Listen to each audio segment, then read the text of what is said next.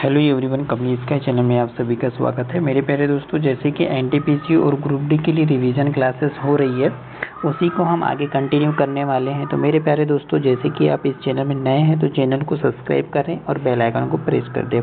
तो मेरे प्यारे दोस्तों, जैसे कि अभी न्यू स्टूडेंट इस चैनल में जुड़ रहे हैं, यदि उनको सारी क्लासेस यदि देखनी है तो वो चैनल के प्लेलिस्ट में जा कर के वहाँ पे रिकॉर्डेड सारी क्लासेस 1 बाय 1 वहाँ से देख सकते हैं। तो चलिए आज के इम्पोर्टेंट क्वेश्चन की ओर चलते हैं। तो पहला क्वेश्चन हो जाएगा यहाँ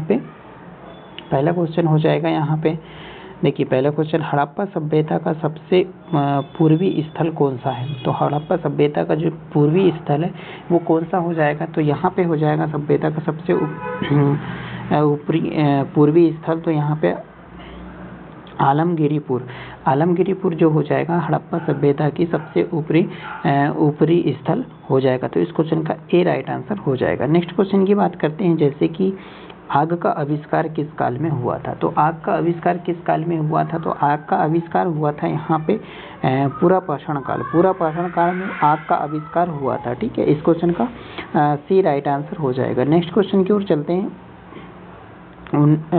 1921 में हड़प्पा सभ्यता की खोज किसने की थी? हड़प्पा सभ्यता की खोज किसने की थी 1921 में? ठीक है, 1921 में हो जाएगा हड़प्पा सभ्यता की खोज यहाँ पे दयाराम साहनी जो है 1921 में हड़प्पा सभ्यता की खोज की थी। इस क्वेश्चन का डी राइट आंसर हो जाएगा। ठीक है, नेक्स्ट क्वेश्चन की ओर चलते हैं। जैसे कि यहाँ पे हो जाएगा, इतिहास का पिता किसे कहा जाता है? तो इतिहास का पिता किसे कहा जाता है? तो इतिहास का पिता यहाँ पे हेरोडोटस को इतिहास का पिता कहा जाता है। तो इस क्वेश्चन का सी राइट आंसर हो जाएगा। नेक्स्ट क्वेश्चन की ओर चलते हैं। मानव ने सर्वप्रथम किस धातु का प्रयोग किया गया था? सबसे प्रथम मानव ने सर्वप्रथम तांबा धातु का प्रयोग किया गया था। तांबा धातु का प्रयोग किया सबसे पहले। ठीक है, इस क्वेश्चन का सी राइट आंसर हो जाएगा। नेक्स्ट क्वेश्चन की ओर चलते हैं। जैसे कि यहाँ सतपथ ब्राह्मण ग्रंथ का संबंध किस वेद से है? तो सतग्रंथ ग्रंथ का संबंध किस वेद से है? तो यहाँ पे हो जाएगा यजुर्वेद दो है, सतपथ ब्राह्मण ग्रंथ का संबंध है। इस क्वेश्चन का ए राइट आंसर हो जाएगा। नेक्स्ट क्वेश्चन की ओर चलते हैं। गद एवं पद वाला वेद है, यहाँ पे गद एवं पद वाला जो वेद है वो कौन सा हो जाएगा? तो यहाँ पे गद एवं पद वाला योग हो जाएगा यजुर्वेद हो जाएगा। तो इस क्वेश्चन का सी राइट आंसर हो जाएगा। नेक्स्ट क्वेश्चन की ओर चलते हैं। जैसे कि घोड़े के जीवाश्म में हड्डियाँ कहाँ से मिली? तो घोड़े के जीवाश्म में हड्डियाँ जो कहाँ से मिली? तो यहाँ पे हो जाएगा घोड़े का जो सबसे जीवाश्म इधर हो जाएगा सूटकोटता से मिली। ठीक है, इस क्वेश्चन का बी राइट आंसर हो जाएगा। नेक्स्ट क्वेश्चन की ओर चलते हैं। जैसे कि गौतम बुद्ध का जन्म कहाँ पर हुआ था? गौतम बुद्ध का जन्म कहाँ पर हुआ था? तो गौतम बुद्ध का जन्म हो जाएगा यहाँ पे हो जाएगा लुम्बिनी में गौतम बुद्ध का जन्म हुआ था। ठीक है, लुम्बिनी में गौतम बुद्ध का जन्म हुआ था। इस क्वेश्चन के सी राइट आंसर हो जाएगा। नेक्स्ट क्वेश्चन है, भीमबेटका किसके लिए प्रसिद्ध है? तो जो भीमबेटका है वो किसके लिए प्रसिद्ध है? तो यहाँ पे हो जाएगा गुफा शैलचित्र के लिए भीमबेटका प्रसिद्ध है।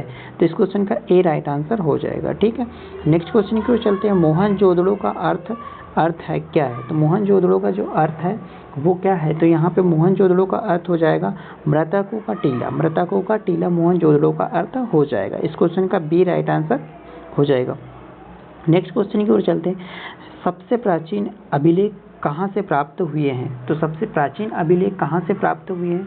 तो सबसे प्राचीन अभिलेख जो हो जाएगा यहाँ पे बोगाज कोई से प्राप्त हुए हैं। इस क्वेश्चन का डी राइट आंसर हो जाएगा। नेक्स्ट क्वेश्चन की ओर चलते हैं। हड़प्पा में मिट्टी के बर्तन जो हड़प्पा मिट्टी के बर्तन पर प्रयुक्त रंग कौन सी थे? तो हड़प्पा जो मिट्टी के रंग पर जो प्रयुक्त रंग है ये कौन से हो जाएंगे? तो यहाँ पे हो जाएगा प्रयुक्त रंग हो जाएगा लाल रंग हो जाएगा। ठीक है, लाल रंग। इस क्वेश्चन का सी राइट आंसर हो जाएगा। नेक्स्ट क्वेश्चन की जैसे कि मानव सर्वप्रथम किस पालतू बनाया है? तो मानव ने सर्वप्रथम किसे पालतू बनाया है? तो ऑप्शन में दिया हुआ है किसे पालतू बनाया गया है, तो कुत्ता को सबसे पहले मानव ने प्रथम पालतू बनाया है। तो इस क्वेश्चन का डी राइट आंसर हो जाएगा। नेक्स्ट क्वेश्चन की ओर चलते हैं। सिंधु सभ्यता किस काल की थी? तो जो सिंधु सभ्यता है वो किस काल की थी? तो सिंधु सभ्यता औध ऐतिहासिक काल के सिंधु सभ्यता काल की थी। तो इस क्वेश्चन का सी राइट आंसर हो जाएगा। नेक्स्ट क्वेश्चन की ओर चलते हैं। जैसे कि यज्ञ से संबंधित विधि विधान का वर्णन है। यज्ञ से संबंधित विधि विधान का वर्णन क्या है? तो यहाँ पे हो जाएगा यजुर्वेद। यजुर्वेद जो है यज्ञ से संबंधित विधि विधान का वर्णन है। इस क्वेश्चन का बी राइट आंसर हो जाएगा। नेक्स्ट क्वेश्चन की ओर चलते हैं। कांस्य के बने, जैसे कि यहाँ पे कांस्य के बने नर्तकी किस स्थान में मिली थी? जो कांस्य के जो बने हैं नर्तकी किस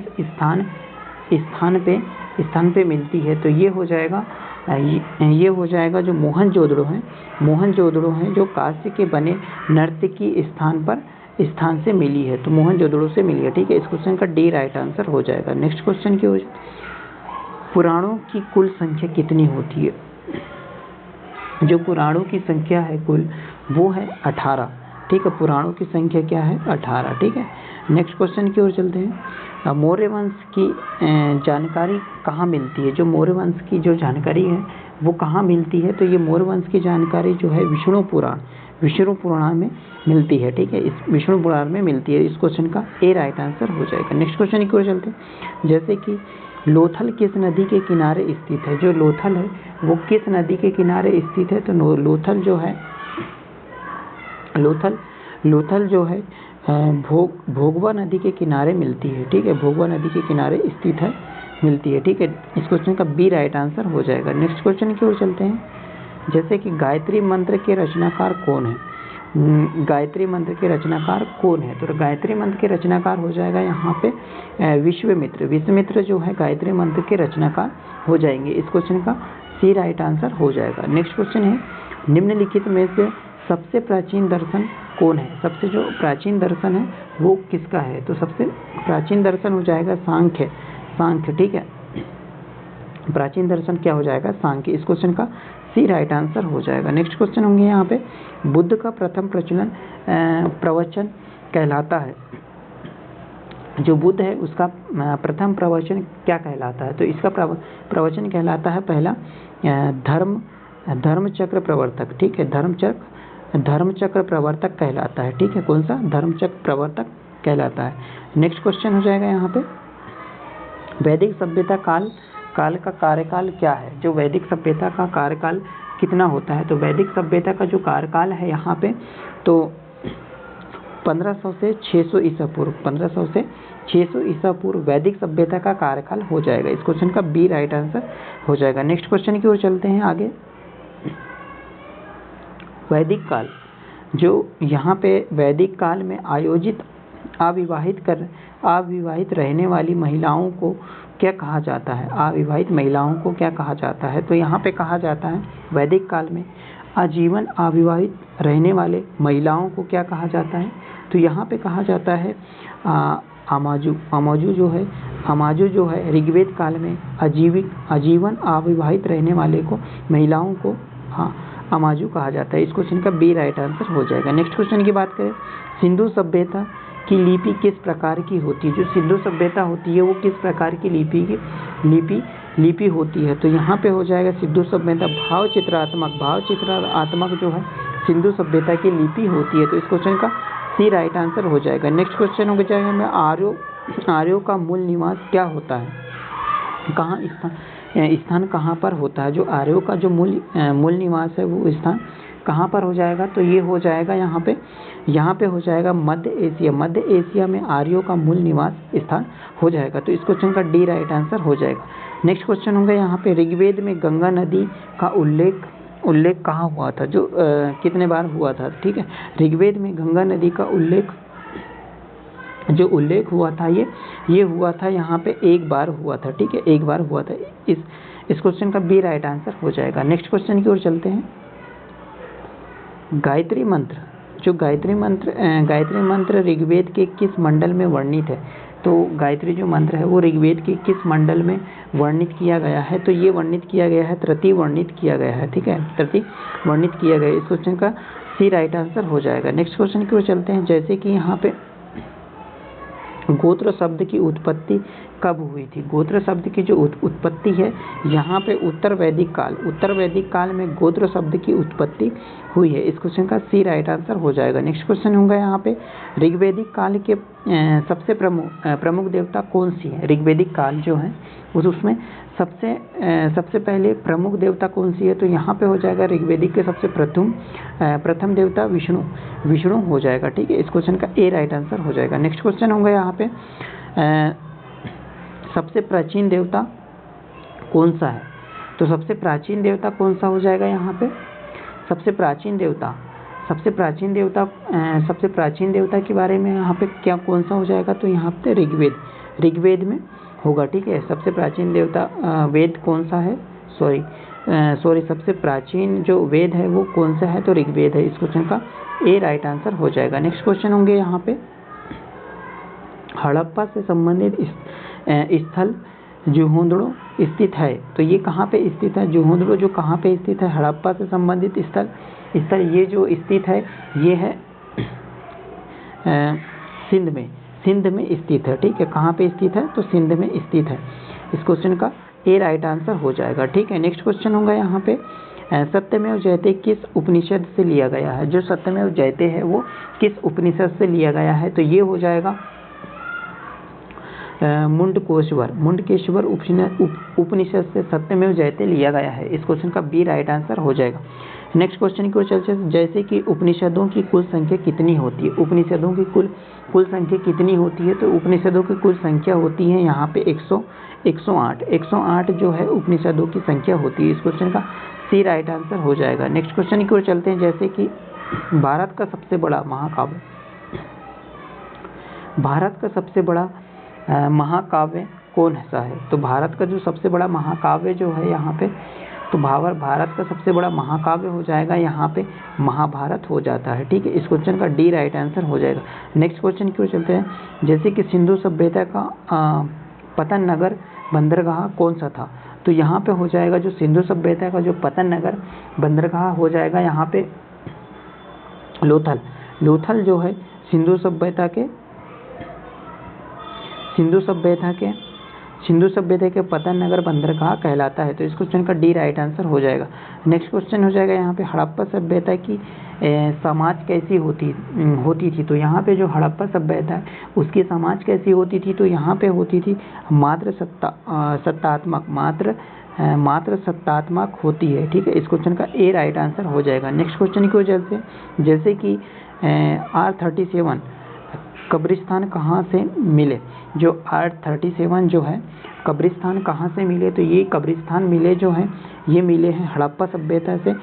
R37 कब्रिस्तान मिला है। तो इस क्वेश्चन का डी राइट आंसर हो जाएगा। नेक्स्ट क्वेश्चन की ओर चलते हैं। जैसे कि ऋग्वेद में सूक्तों की कुल संख्या कितनी होती है? तो ऋग्वेद में जो कुल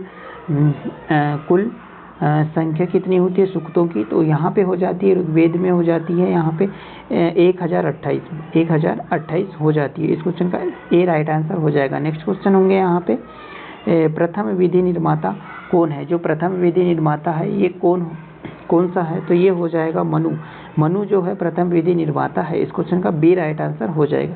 नेक्स्ट क्वेश्चन की ओर चलते हैं। जैसे कि गौतम बुद्ध के प्रथम गुरु कौन थे? जो गौतम बुद्ध है इसके जो प्रथम गुरु कौन हो जाएगा? तो अलारक कलाम जो है गौतम बुद्ध के प्रथम गुरु थे। इस क्वेश्चन का ए राइट आंसर हो जाएगा। नेक्स्ट क्वेश्चन की ओर चलते हैं। हड़प्पा के लोग को किस धातु से अनभिज्ञ थे? जो हड़प्पा के लोग थे वो किस धातु से अनभिज्ञ थे? तो यहाँ पे हो जाएगा यहाँ पे जो हो जाएगा लोहा धातु से हड़प्पा के जो लोग थे वो अनभिज्ञ थे। इस क्वेश्चन का डी राइट आंसर हो जाएगा। नेक्स्ट क्वेश्चन की ओर चलते हैं।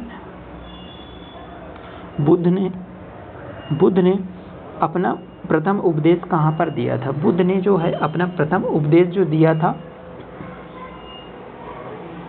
सारनाथ में बुद्ध ने अपना प्रथम उपदेश दिया था। इस क्वेश्चन का सी राइट आंसर हो जाएगा। नेक्स्ट क्वेश्चन होंगे यहाँ पे भारत का प्रथम कानून की पुस्तक है, जो भारत की जो प्रथम कानून की जो पुस्तक है वो कौन सी है? तो मनुस्मृति जो है भारत की प्रथम कानून की पुस्तक है। इस क्वेश्चन का डी राइट आंसर हो जाएगा। नेक्स्ट क्वेश्चन की ओर चलते हैं। जैसे महात्मा बुद्ध का महापरिनिर्वाण कहाँ पर हुआ था? जो महात्मा बुद्ध है वो महापरिनिर्वाण कहाँ पे हुआ था? तो ये हुआ था यहाँ पे ये हुआ था कुशीनगर में महात्मा बुद्ध का परिनिर्वाण हुआ था। इस क्वेश्चन का सी राइट आंसर हो जाएगा। नेक्स्ट क्वेश्चन की ओर चलते हैं। जैसे कि महाभारत का पारसी अनुवाद किसने किया था? तो ये महाभारत का जो पारसी अनुवाद है वो किसने किया था? तो ये किया था बदायूनी जो है महाभारत का पारसी अनुवाद किया था। इस क्वेश्चन का बी राइट आंसर हो जाएगा। ठीक है मेरे प्यारे दोस्तों, जैसे कि हमने इस वीडियो में हमने 47 क्वेश्चन कवर किया है।